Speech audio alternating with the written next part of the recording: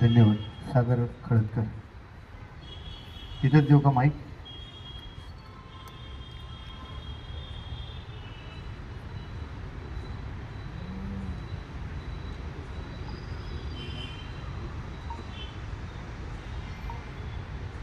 शोककॉल बंधू भगिनींनो, दादांचा आणि माझा परिचय 2012 सालीच झाला म्हणलं ते वावत होता.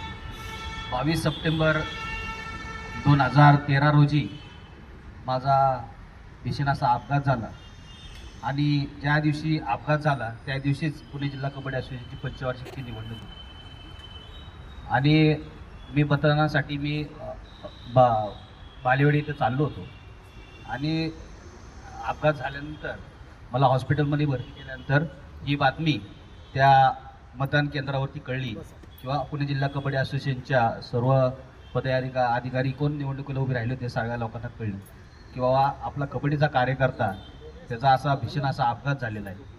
आणि त्याच दिवशी बाबूराव चांदेरे सरांनी अजितदादांना सांगितलं की सागर खळदकर हा एक तळमळीचा कबड्डीचा कार्यकर्ता आहे, त्याचा असा अपघात झालेला आहे, तर आपल्याला त्यासाठी काय करता येईल किंवा काय नाही का. तर त्याच दिवशी वाट न बघता विलंब न करता म्हणले कार्यकर्ता आहे ना त्याला स्वीकृत सदस्य करा आणि अजितदादांनी त्यावेळेस मला स्वीकृत सदस्यपद दिलं. त्यानंतर 2 वर्ष मी बेड रेस्टवरती होतो. 2 वर्षानंतर मला स्वतः बाबूराव चांदेरे सरांनी फोन केला, तुला कामाची संधी दिली दादानी, तू असोसिएशनला येऊन बसला पाहिजे, मिटिंगला हजर राहिला पाहिजे. मग मी कबड्डीच्या प्रवाहामध्ये पुन्हा एकदा आलो आणि वारंवार दादांची आणि माझा संपर्क होत गेला. कधी खेळाडूंवरती अन्याय असेल किंवा काय पत्रव्यवहार असेल, प्रत्येक वेळेस मी दादांपर्यंत गेलो. दादांनी कधीही मला झिटकारलं नाही. दादांनी आपुलकीने जवळ घेतलं, काय अडचणी प्रश्न समजावले, काही गोष्टींना त्यांनी पूर्णतत्वाला दिले, काही गोष्टी राहिल्या असतील, पण दादा पुणे होणे नाही ही गोष्ट मला जाणीवपूर्वक सांगावं लागेल. दादा ऐकून घ्यायचे, दादा प्रत्येकाशी बोलायचे. आणि एक असा छोटासा प्रसंग सांगतो.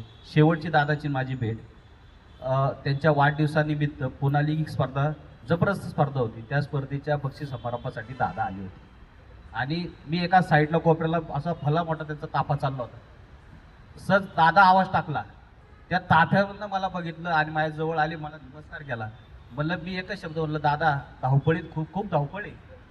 नाही म्हणले, माझी मुंबईला उद्या सकाळी मीटिंग आहे आणि मला आज रात्री पोहोचायचं आहे. एवढ्या धावपळ करणारा माणूस, कष्ट करणारा माणूस, दिनदुबळ्यांना बरोबर करणारा माणूस आज आपल्यामध्ये नाही. आज खरं कबड्डी हारली म्हणलं तरी वावगं ठरणार नाही. कबड्डी मोठी होईल नाही होईल माहीत नाही, पण दादा परत जन्माला येणार नाही हेच मोठं दुःख आहे. आणि फार मी लांब न बोलता दादांना माझ्या भारतीय विद्यापीठाच्या वतीनं, अभिजितदादा कबड्डी संघाच्या वतीनं, पुणे जिल्ह्याचा सदस्य या नात्याने पुणे जिल्हा कबड्डी असोसिएशनच्या वतीनं भावपूर्ण श्रद्धांजली वाहतो. दादा, मनापासून मी तुम्हाला माफी मागतो. कधी काळी मला या प्रांगणामध्ये तुमच्या विरोधामध्ये आंदोलनाला बसायला लागलं. खरोखर दादा माफी मागतो. जय हिंद, जय महाराष्ट्र.